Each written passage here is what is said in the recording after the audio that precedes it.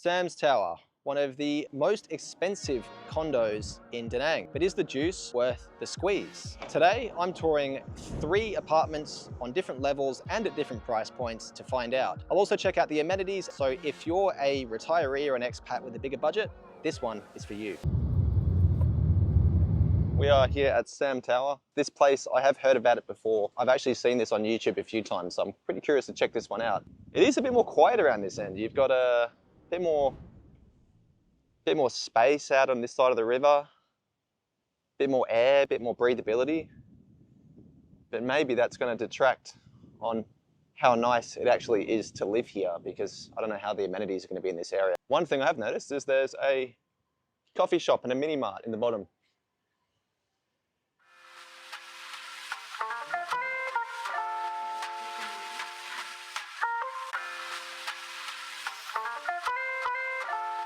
The fridge is leaking. Leaking. Yeah, it looks like it. The freezer melted.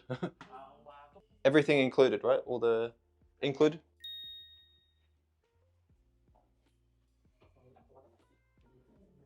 Oh, it's quite a nice hood.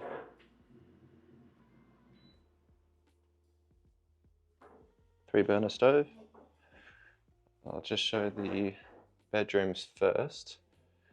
So just off the kitchen and living room, you've got the bathroom.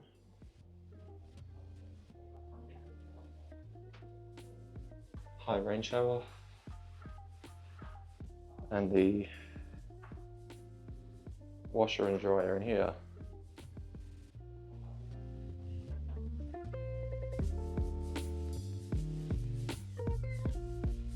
Just off that, you've got the first bedroom. Working desk in the corner, plenty of storage space, cupboards up there as well. The agent just mentioned that this place, they just had tenants check out, so they haven't had a chance to do a thorough cleaning yet. Kind of undercover balcony space here, bit strange. Not sure why they didn't just extend the size of the building. This is a bit kind of useless. I guess it's kind of a storage space.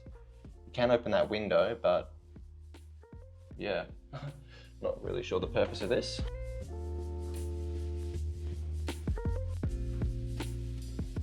Okay, so that opens out onto the balcony that I just showed you. So I guess for airflow, you could open that and then open out the balcony, and then you'd have some good airflow coming through here for ventilation. Marble countertops. So far the furnishings look quite nice in this place. Good size shower. I'd say you'd probably better fit about maybe 3 people in there. And this is the second bedroom. King size bed. Desk in the corner. And quite a nice view of the river.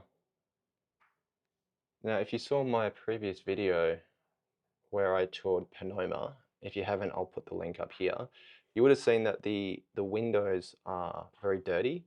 Now here you have the same problem, but it seems like it's a tinting. It seems like this is like actually tinted. Management board of this building will clean once a year. Once a year, okay. But this color here is from the window tint, right? Like they've put something on the glass. Neighbor around here feel No privacy. not comfortable. Yeah, I understand. And the light comes on. Ah, that's quite cool. 4 seats for the dining. Oh, you got quite a lot of chairs too. Quite a lot of sofas. And the artwork in this one's quite nice, actually. Not sure how comfortable those will be. Good sized TV. Doesn't have a balcony? No, the other one have a balcony. At 21 million dong, or 801 US dollars per month. It's cheaper than Panoma and more closely aligned with prices you see in older condos like Monarchy and Altara, which I will be showing on this channel soon.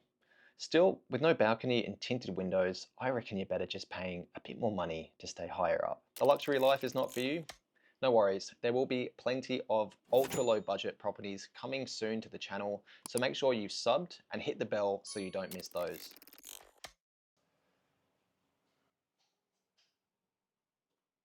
So this is another 2-bedroom, and this one has a balcony, which I'll show you in a second. Cool. A hob, 3-burner stove, rice cooker, microwave. This color is quite interesting as well.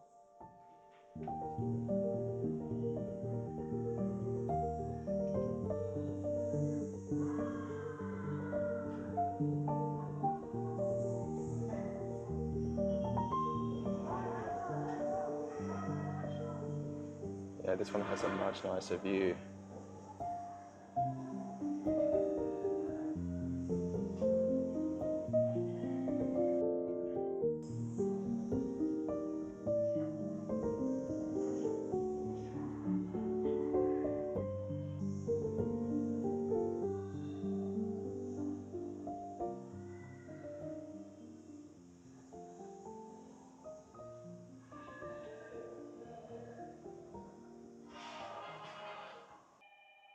Ah, cool.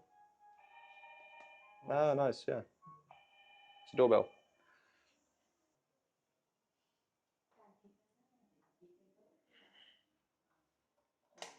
The rain shower.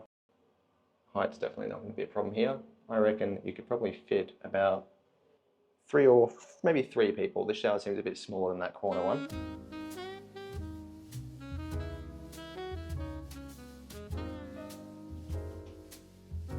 Storage under the sink.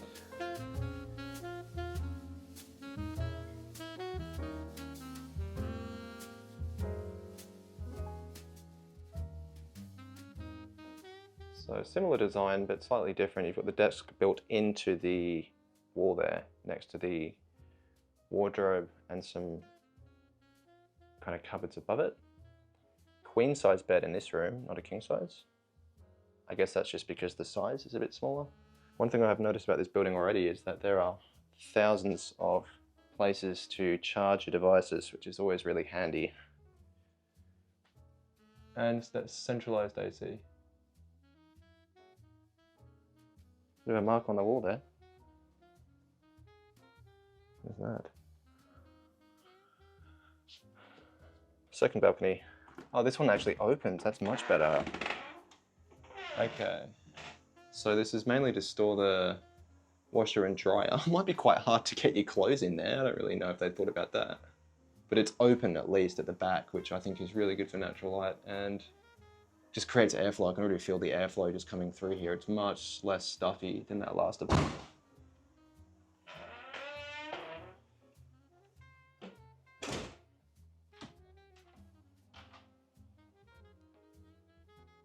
And this is ensuite? Yep. This one's an ensuite. Got your storage as you walk in.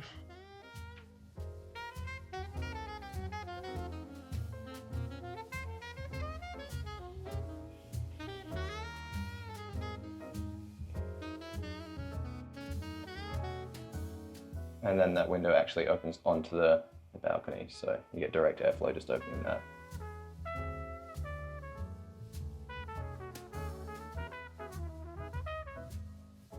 Blackout curtains, something I haven't really talked about much in a while on this channel, but blackout curtains are so useful. And you can see the tinting on this window is way less than the one below, so you can actually see a nice view. I think you're also high enough to be above the noise here. Not that this area is particularly noisy, to be honest. It is pretty suburban and pretty quiet, from what I can see.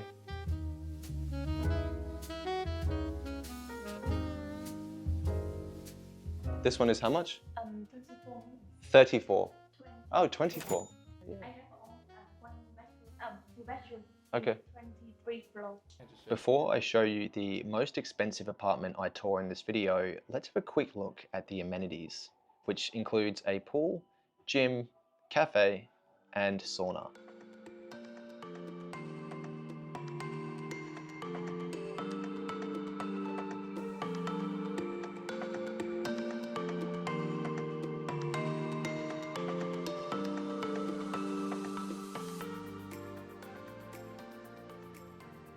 I think Panoma is bigger, or it's longer. Panoma is longer.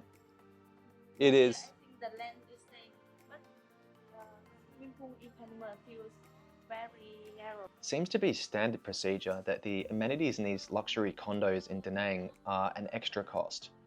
Panoma's the same, and the prices are the same. It's even the same company that runs it. Now the rep will insist on taking your number or your WhatsApp, and of course you can get a special discount if you buy a year up front.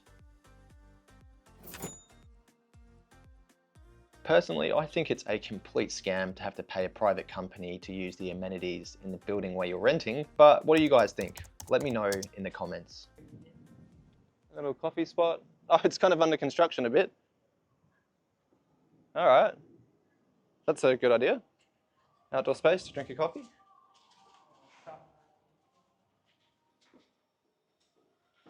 For some reason, they decided to put the sauna in the toilet. Why would you do that? Why would you do any of that? Anyway, let's go check out the last apartment on the 23rd floor. It's an air purifier in there. That's pretty cool.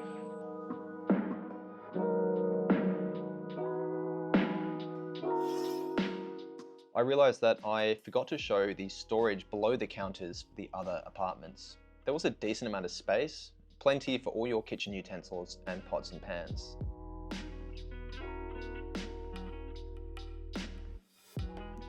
It's strange how the design is different in all of them. They all have different design. The agent was saying that because each unit is owned independently, they can be fitted however each owner decides. The owner of this apartment decided to put a large wine rack above an island/dining table.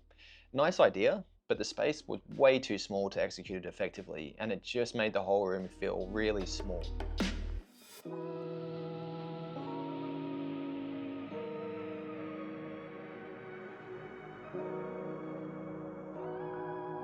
The real selling point though is of course the view. Look at that.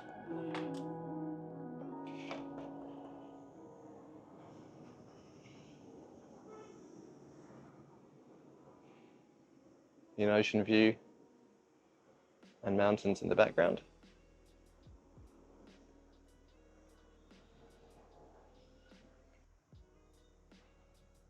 So from the outside it's all gold. You can see you from here. Yeah, I know, but I mean like if it's a lower floor because it's all reflective. It's Outside cannot see. Yeah. Okay. Yeah, so you got privacy in this one. One thing I've noticed in these buildings is the LED lights are really well done. It's like the backlighting. So very similar layout in this one.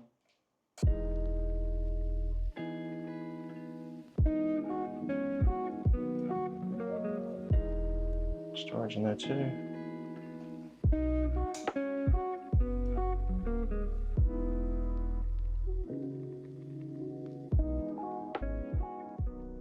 Oh, okay, so someone's designed storage underneath, which is quite smart actually. This one, it seems a bit pokey in this bedroom. It's going to be quite hard to access the wardrobe. I think they are sliding doors, so it's not the end of the world, but effectively going to have to climb onto your bed to get to your clothes. Desk there to sit and get some work done. And a balcony to wash your clothes. Again, with this balcony being open and the ocean being right there, you've got really good airflow coming through here.